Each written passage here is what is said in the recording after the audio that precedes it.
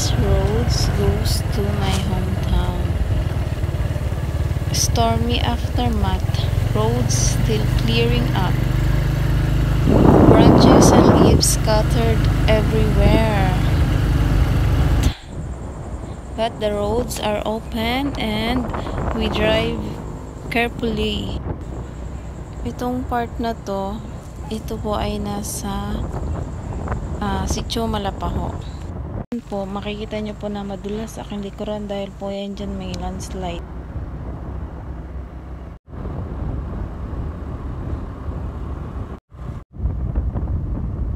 Ditong part po ay may puno yan dyan na paper tree na madalas namin tinatambayan. Kaya lang nawala na siya. Na para bang nakipagsabunutan.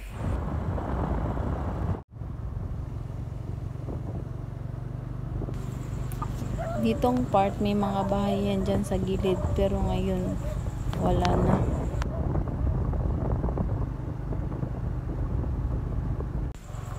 Ayan po, may landslide na naman dyan.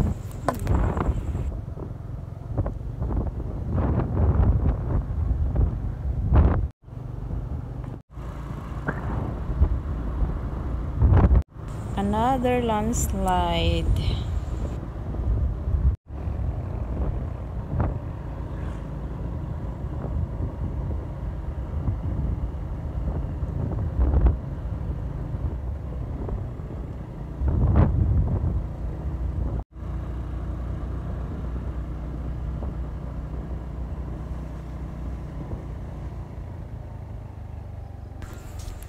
Ito, landslide po ulit. At ayan, kalahati ng daan hindi po madaanan.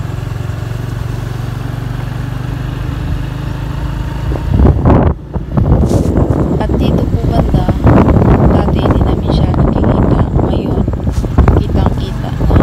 Dahil ayan, wala na yung mga puno at bahay. Grabe karunot si Suki oh. Mura lang dito kanina mga awa.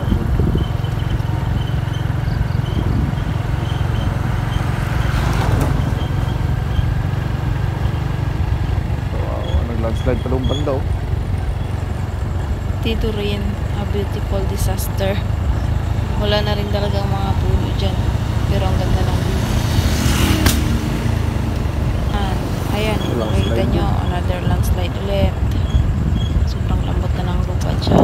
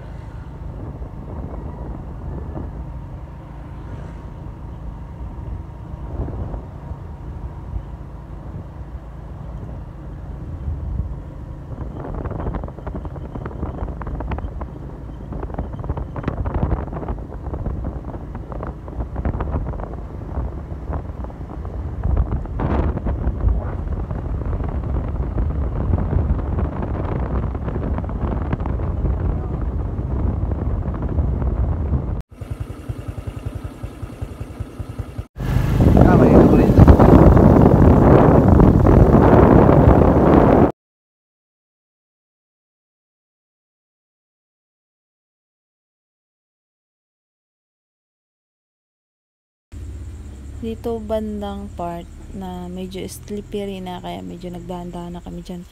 Kasi sa unahan may ano rin, landslide. Tapos may mga bukal kasi yan dyan. Kaya yan, nagsama na yung tubig at yung yan, yung lupa. Kaya ayan, medyo madulas na hanggang doon sa baba. Tapos dyan sa left side, puno rin dyan noon ng mga puno bago magbagyo. Ngayon, kikita nyo naman, kitang kita na yung dagat at saka yung mga bahay doon. Tapos yung bahay na yun na kulay green ang bubong, ngayon wala na, totally damaged na rin. Diyan makikita nyo yung mga tao naglilinis kasi galing yan doon sa taas. Tapos inapos ng baha. Itong daan na to, papasok na doon sa amin. At ayan na nga, nagbaba na ako, lumaka na lang ako kasi sobrang hirap na ng daan. Tapos landslide pa dyan. Kasi yung daan papasok sa amin hindi pa sementado. Pag may dumating na malakas na ulan or bagyo, talagang nagsasakripisyo kami. Sobrang sarakit talaga ng katawan ko nung nakauwi na kami sa bahay. Parang roller coaster ang daanan namin. Ang daming nakaharang sa daan ng mga puno ng kahoy. Kaya yung nadaanan lang namin talagang sakto lang na pang motor lang talaga. Tapos nakakatakot ka pa kasi kailangan mo magdahan-dahan. Kasi yung mga pinutol na puno ay baka matusok pa.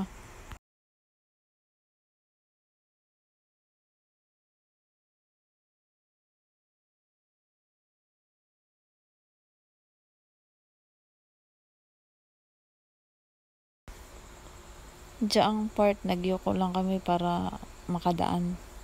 Pero safe naman yan.